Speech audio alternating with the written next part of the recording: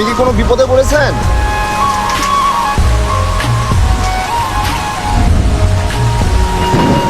সমস্যা নাই, বলতে পারেন।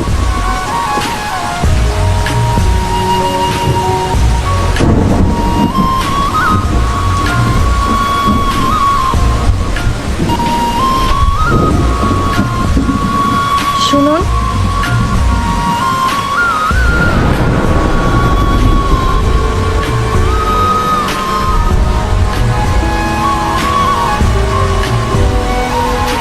আপনি কি আমাকে কিছু খাবার কিনে দিতে পারবেন?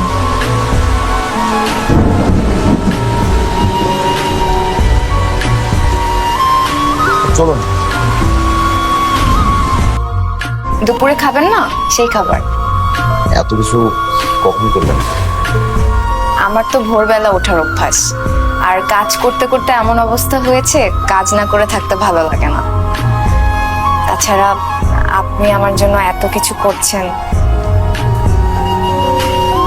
আমি তো এসবে অভ্যস্ত না, কখনো এমন পাইনি। পাননি বলে যে কখনো পাবেন না, এটা তো কোনো কথা না।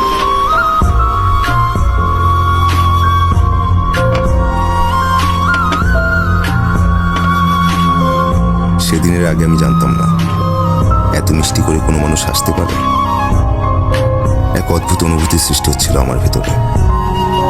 এই অনুভূতির সাথে আমি পরিচিত নই। আজকের দিনটা কেন জানি অন্য সব দিন থেকে আলাদা মনে হচ্ছে। চারপাশে সবকিছুই আমার ভালো লাগছে, সবকিছু কেমন যেন মুগ্ধতা ছড়াচ্ছে। অবশ্য সবচেয়ে বেশি মুগ্ধতা ছড়াচ্ছে আমার হাতে থাকা লাঞ্চ বক্সটি। দেখতে দেখতে সপ্তাহ পার হয়ে গেল। মিতা প্রতিদিন বেশ কিছু নম্বরে ফোন করে, তবে কোনো কাজ হয় না। সে কোনোভাবেই থাকার একটা জায়গা ব্যবস্থা করতে পারে না।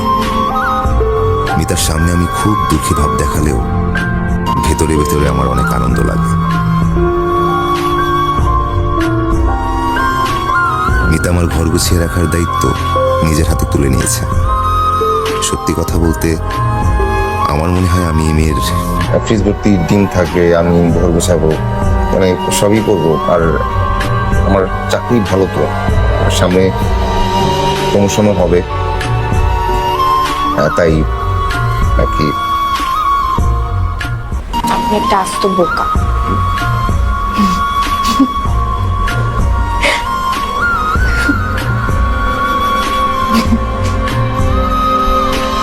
আশ্বিন মাসের 3 তারিখ মিতার সাথে আমার বিয়ে হয়।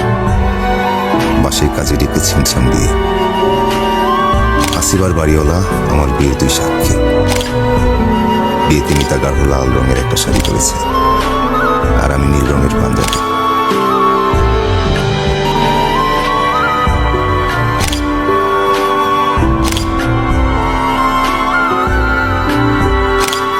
মিতাকে বিয়ে করার পর আমার নিজেকে পৃথিবীর সবচেয়ে সুখী মানুষ মনে হতে লাগলো।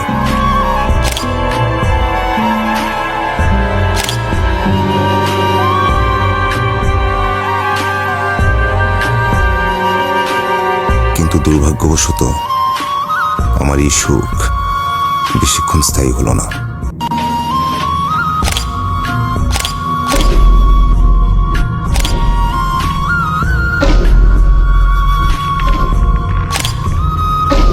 মিতার সাথে এমন মাখামাখি করছিলাম। আমার মা যেভাবে আমার বাবাকে ছেড়ে চলে গিয়েছিলেন, মিতাও কি একইভাবে আমাকে ছেড়ে চলে যাবে?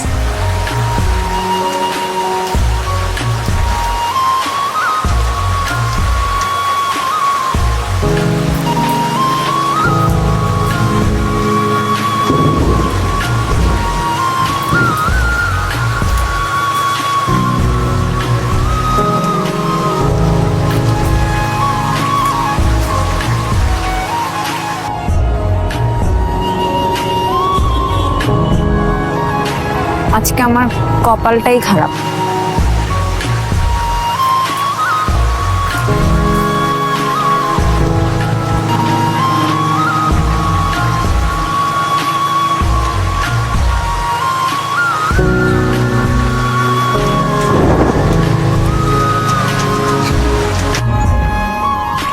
আমি তোকে অনেক ভালোবাসি।